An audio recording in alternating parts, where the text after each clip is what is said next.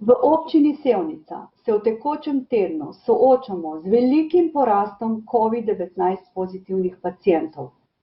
V tednu od 9. do 12., torej do danes, smo v COVID ambulanti pregledali zdravstveno in tudi vzeli nosno žrelni bris 131 pacientom. 37 pacientov, to je skoraj 30%, je bilo COVID pozitivnih. V teh številkah ni obolelih oziroma vzetih brisov ter obolelih za COVID-19 iz 3 socialno-varstvenih zavodov v občini. Torej, tukaj niso zraven všteti Dom upokojencev Impolca, Trubarjev dom Loka pri Zidanem Mostu, ker veste, da je hudo stanje, in pa Doma upokojencev Sevnica. Tukaj so okuženi in hudo oboleli pacienti.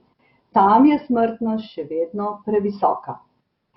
Glede na stalno prebivališče COVID pozitivnih pacientov ugotavljamo, da imamo v občini Sevnica več žarišč v primestnem okolju, torej na podeželju bi rekli, po različnih krajevnih skupnostih.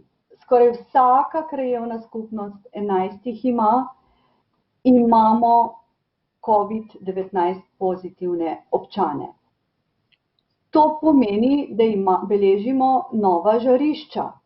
Večina pacientov, ki so COVID pozitivna iz teh krajevnih skupnosti, nam povedo anamnestično, da vir okužbe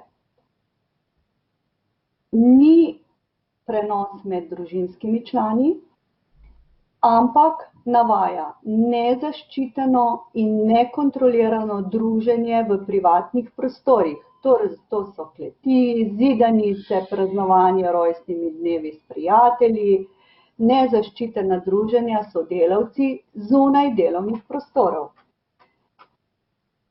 Danes moramo upoštevati spremembo odloka za preprečevanje širjenja koronavirusa. Torej, prepovedana so zbiranja, razen če so zbrani člani družine ali člani skupnega gospodinjstva.